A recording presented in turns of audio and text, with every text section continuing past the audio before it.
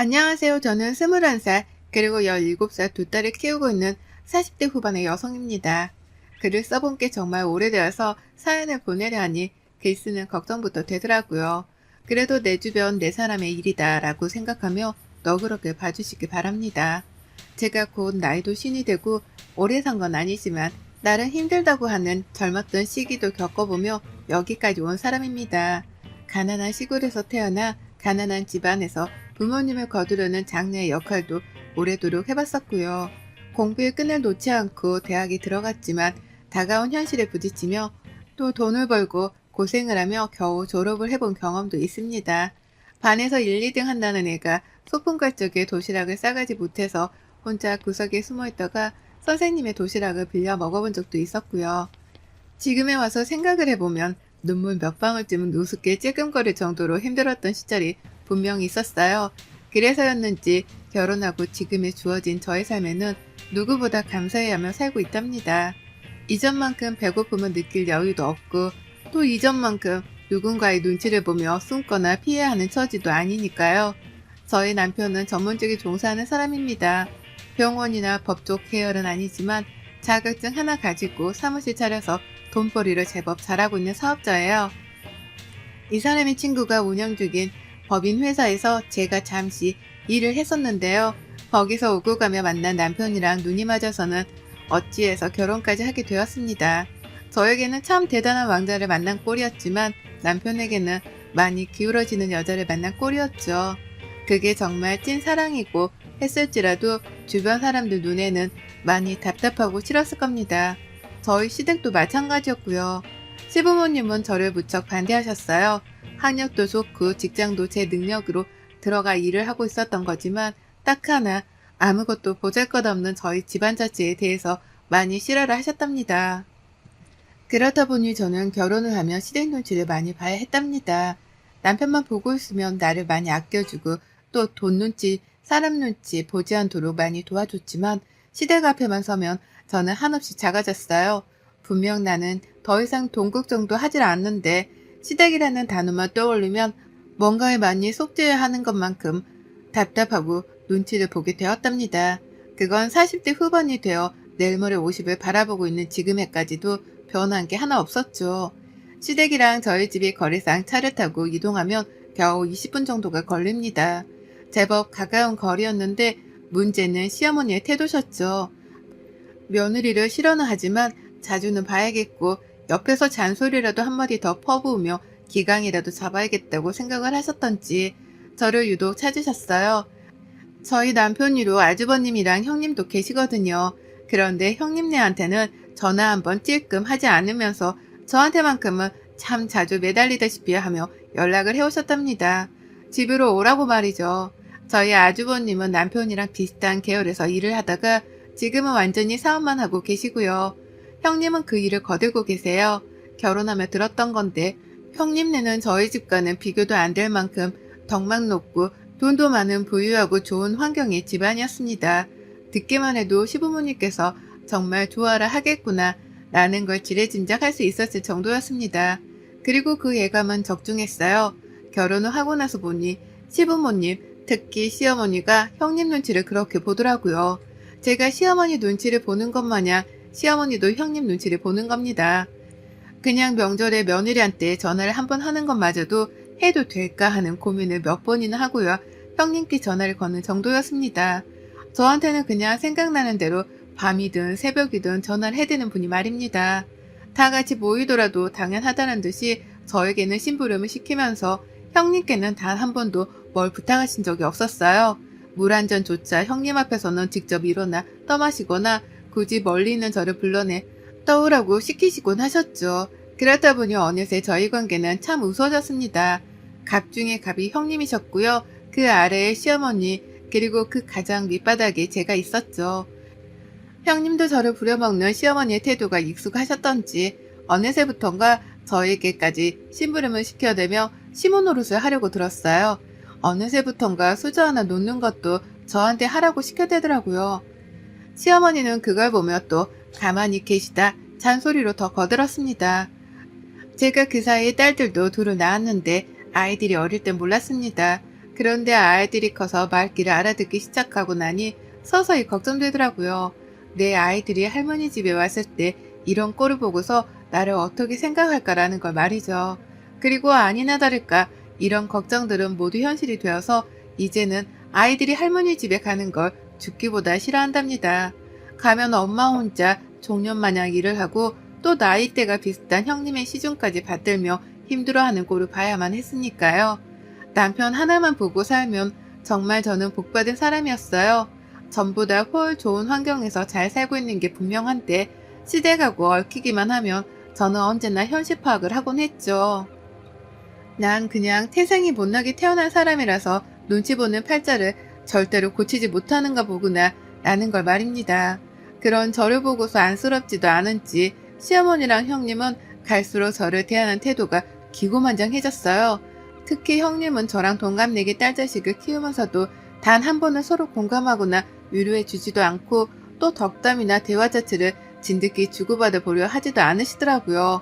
오히려 뜬금없게도 제가 좋은 대학을 나왔다는 것을 문제 삼으며 몇 번이고 제 자존심에 스크래치를 내셨답니다. 그 좋은 대학을 나와서도 결국 결혼해서 집에 붙어있지 않냐며 시어머니랑 이 말을 농담이라 뱉어내며 깔깔거리고 웃으신 적도 있었고요. 저희 아이가 학교에서 내내 전교 1, 2등을 놓치지 않으며 좋은 성적을 받아올 때에도 저희 남편이 자랑하는 말에는 침묵을 하고 계시다가도 제가 기분 좋다며 따라 웃으면 그래도 동서머리가 영 돌대가리는 아니었나 보네 라는 막말을 퍼부으며 가소롭단 듯 웃어보기도 했어요. 남편이 놀라 돌대가리가 뭐냐고 되물으면 형님은 우리 도련님 또 사랑꾼 되셨네. 농담이에요. 농담. 라면서 웃으며 또 서둘러 자리를 떠버리셨죠. 저한테 똥을 투척하시고는 그냥 그 길로 사과 하나 제대로 안 하고 도망을 가버리신 겁니다. 이런 식으로 비아냥대며 기분을 망치고 자리를 혼자 떠버린 경우가 더러 있었어요. 늘 얼굴이 울그락불그락 시댁만 가면 저의 자존심은 여기저기 난도질을 당해 너덜너덜해지곤 했답니다. 그걸 위로하는 건 저희 남편이랑 애들이었지만 사실 좀 속상하기도 했어요. 남편은 왜 시댁에서 한마디도 제대로 못하는가 싶어 답답하기도 했거든요. 시댁에서 받을 재산이라도 생각을 해서 가만히 얌전을 떠는 건가 싶기도 했고 나를 정말 소중한 사람으로 생각해 주질 않는가 보구나 싶기도 해서 저 혼자 실망을 했습니다. 누구도 알지 못하게 혼자 쏘가리를 하며 사는 일이 많아졌고 그렇다 보니 더 이상 돈 걱정을 하지 않지만 마음고생은 한결같이 해오고 살았어요. 그러다 저희 큰아이가 작년에 수능을 칠 나이가 되었고요. 저희 아이는 재수를 하게 되었습니다. 워낙 공부를 잘하던 아이였는데 수능을 망친 바람에 더 좋은 대학으로 진학을 하기 위해 스스로 내린 결정이었어요. 저희 부부는 무조건 아이를 응원하기로 했고 그래서 지금 열심히 뒷바라지를 하는 중이었고요. 하지만 이것마저도 시댁에서는 특히 형님은 눈엣 가시로 취급을 하셨어요. 그냥 뭐가 다 마음에 들지 않으셨던 거죠. 형님의 아이도 저희 아이랑 동갑이고 같이 수능을 쳤는데 이번에 대학을 갔거든요.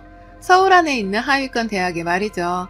형님이 저를 싫어하는 걸 아니까 형님 아이가 수능을 칠 때에도 그리고 대학에 붙었다는 소식을 들었을 때에도 저는 무조건 격려하고 칭찬하고 또 안부를 여쭙는 전화만 날렸습니다. 물론 형님은 저희 아이한테 그 어떠한 응원의 말씀도 해주려 하신 적이 없었으나 전 그냥 자식이 수험생이니 형님도 얼마나 떨리실까 싶은 마음에 아이한테 응원을 전해달라며 격려의 전화는 남겼죠. 초콜릿이나 수능여 선물도 직접 사다가 보내줬고요. 그렇게 친 수능이었고 형님 딸아이는 대학에 합격을 했는데요. 형님의 태도가 이상하더라고요. 저희 아이가 재수를 하는 것이 꼭 저를 닮아 모지리같이 구는 행동이라며 이해할 수 없단 반응을 보이신 겁니다. 자식의 부모인 저희 부부가 괜찮다며 가만히 있는 와중에 뜬금없이 형님이 말이죠. 더 좋은 대학을 가려는 것 자체가 욕심이고 또 재수를 하게 한 제가 생각이 짧았다며 그 말을 시댁에서 시어머니를 앞에 두고서는 한참이나 중얼중얼 거리시더라고요. 공부를 잘하는 줄 알았는데 알고 보니 좋은 대학에 한 방에 붙을 만한 성적은 아니었다면서 그간에 그렇게 공부를 잘한다는 말만 늘어놓더니만 재수가 뭐야 재수야. 어머님 저 진짜 깜짝 놀랐잖아요 라고 말씀을 하셨죠. 가뜩이나 우리 아이가 힘들까 싶어 걱정도 되고 미안함이 큰데 저를 앞에 세워두고 이런 소리를 주고받다니 전 정말 충격이었습니다. 그런데도 형님은 충격받은 제 얼굴이 안중에도 없었는지 막말을 계속해서 뱉었죠. 다음에 만나도 또 그 다음에 봐도 늘 재수하는 아이는 잘 있냐는 말과 함께 자신은 절대로 자식에게 재수를 안 시킬 거라는 비교하는 말을 내려놓으셨답니다. 우리 아이가 정말로 좋은 대학에 합격을 할까 싶어 불안하기라도 하셨던지 좋은 대학에 간다고 쳐도 재수를 한다고 낭비한 그 1년을 누가 보상해 주는데 난 진짜 도서가 이해 안 가 라는 말로 나중을 대비한 쐐기를 박아놓기도 하셨고요. 저희 아이가 계속해서 모의고사에서 좋은 성적을 거두고 있었거든요. 남편이 철부지마냥 시어머니 앞에서 아이 칭찬 좀 해달라며 말을 꺼냈더니만 그걸 가지고서 형님이 또 시비를 거신 것이었어요. 하여간 부딪혀봤자 좋은 소리를 듣지 못했고 그래서 우리 사이의 거리는 절대로 좁혀지지 않았답니다. 저도 힘들게 공부하는 우리 아이 흉까지 보기 시작한 형님을 슬슬 용서하지 못하기 시작했고요. 그러다 이번 추석 저에게는 악몽과도 같은 시간이었습니다. 저희 집안에서 추석에 시댁부터 가는 건 당연했는지라 당연스레 시댁부터 찾았어요. 갔더니만 형님네가 먼저 계셨고 형님의 애들도 다 와 있더라고요. 아니나 다를까 자리에서 일어나 제대로 인사다운 인사도 하질 않은 채 앉아만 계시던 형님. 시작부터 기운이 껄끄러웠습니다. 늘 당해왔던 일임에도 불구하고 왠지 이번만큼은 느껴지는 분노가 꽤나 컸죠. 속으로 한숨을 팍 쉬면서 집안 눈치를 또 살피는데 어머님이 바로 부엌으로다가 저를 부르시더라고요. 가보니 명절 제사를 지낸다며 시어머니가 준비해 놓은 식재료가 한가득이었고요. 어머님은 당장이라도 요리를 하고 싶었으나 형님을 부르기는 눈치가 보였었던지 기다리다 제가 도착을 하자마자 저를 불러선 부엌에서 요리를 시작하셨습니다. 그렇게 저는 시댁에 도착을 하자마자 일을 했고 명절 요리를 다 끝내고 난 후 잠깐 쉬는 타이밍에 소파 끄트머리에 앉아있던 남편 옆에 앉았어요. 거실 한복판에 앉자니 형님이 자리를 차지하고 계셔서 살짝 불편했거든요. 그런데 형님이 고개를 돌려가면서 저를 찾더니만 거실 한복판에 앉으라며 저를 부르는 게 아니겠어요? 참고로 형님 나이는 쉰입니다. 나이가 반 100살인 어른이라고요. 진드옇게 나이를 먹은 만큼 먹은 양반이 저를 거실 한복판에 앉으라며 불러 세워서는 TV까지 딱 꺼버리는 게 아니겠어요? 온 가족들이 다 보고 있던 TV를 꺼버렸으니 그 모든 시선들은 당연히 저랑 형님 두 사람에게로 향했답니다. 형님은 모든 시선이 우리에게로 향하자 그제서야 우리 수연이가 재수 공부하느라고 힘들 텐데 라는 말과 함께 TV 선반 옆에 있던 자기 핸드백을 직접 들고 오더라고요. 전 순간 기대를 했어요. 설마 재수하는 우리 아이한테 줄 선물이라도 준비를 해오신 건가 싶었거든요. 안 그럼 뜬금없이 TV를 보다 말고 그걸 꺼버리고서는 우리 아이 이름을 언급하며 가방을 들고 올 이유가 없었습니다. 그러니 전 남들이 그렇듯이 당연하게 선물을 기대했어요. 그럴 사람이 아니라는 걸 잘 알았지만 그 순간만큼은 분위기가 딱 그랬습니다. 저희 남편도 뭔가 받을 게 있는 건가 싶었던지 기대를 하고서는 자리에서 일어나 제 쪽으로 다가와 같이 앉아버렸고요. 그런데 소리가 이상했습니다. 이상 야릇했어요. 선물이라는데 재수를 하는 아이한테 줄 선물인 줄 알았는데 소리가 굉장히 부스럭거리면서 요란스럽더라고요. 그냥 요란스러운 게 아니라 무슨 플라스틱 과자 봉다리를 마지작거리는 와중에 뭔가가 부스러지는 듯한 소리까지 나는 듯이 부산스러웠습니다. 순간 신경이 곤두서다 못해 이게 뭔가 싶은데 형님의 가방 안에서 나온 그 무언가의 정체를 보자마자 전 소스라치게 놀라며 외마디를 뱉어내고 말았습니다. 아... 라는 탄식 말입니다. 그건 바로 미역이었어요. 네, 애 낳고 먹는다는 그 미역 말입니다. 시험을 앞둔 수험생에게는 미끄러진다는 속성 때문에 선물 중에서는 최악으로 꼽힌다는 그 미역 말이죠.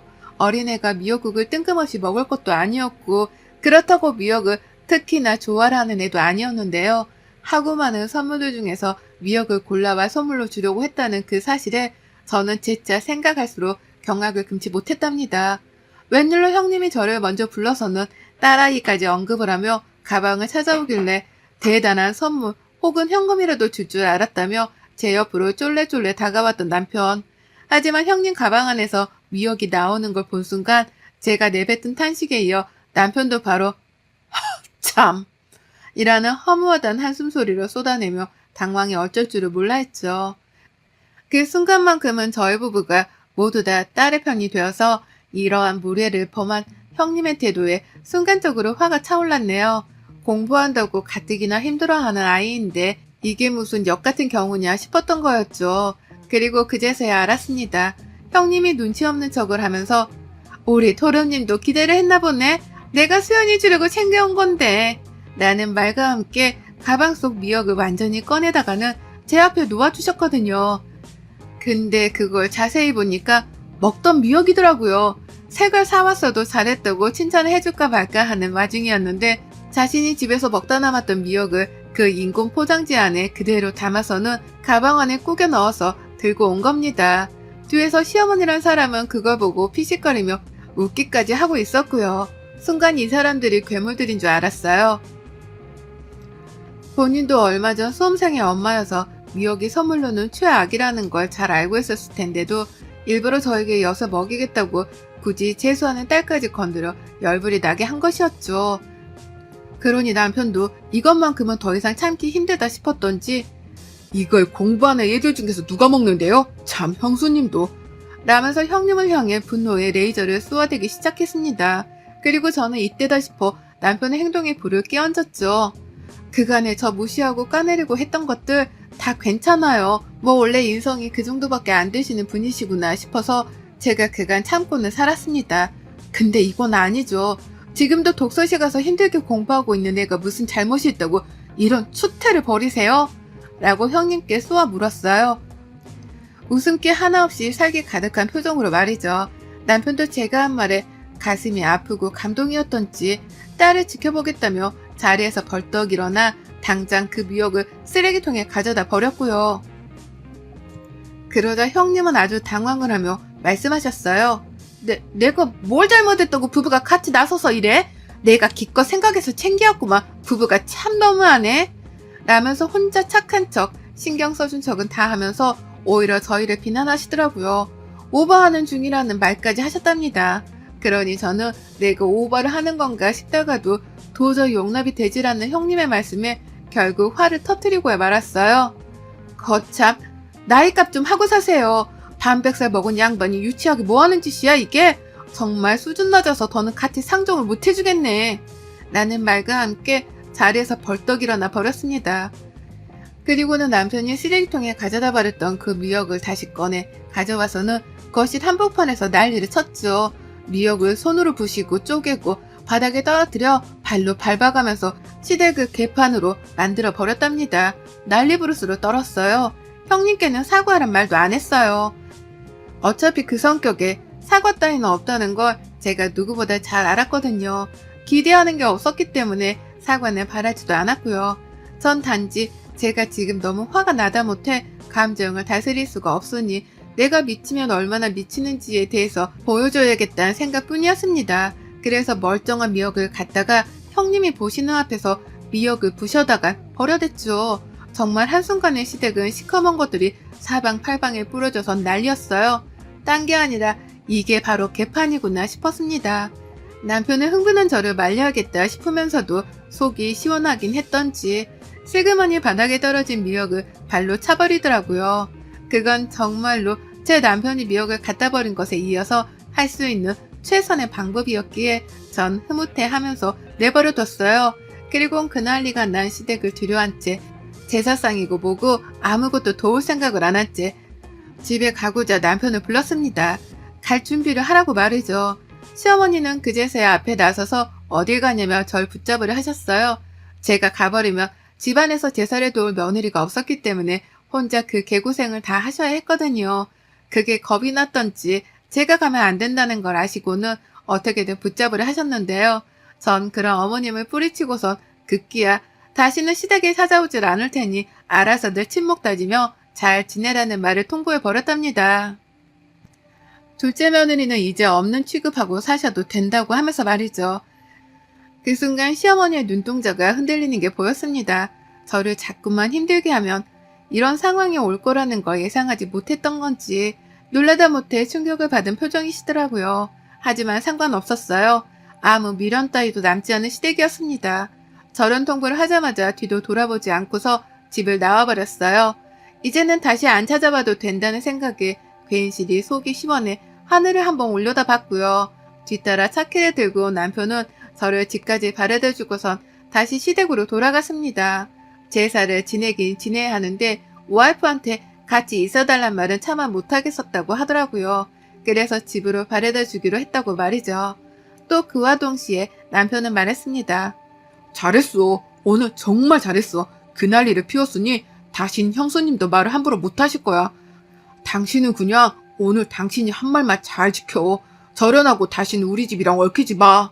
라고요. 제가 절연하겠다고 한 것에 동의를 해준 거예요. 그러니 명절이어도 자기 혼자 시댁에 갈 거니까 저는 절대로 다신 참석하지 않아도 된다는 말도 해준 것이었습니다. 천군만마를 얻은 기분이었어요.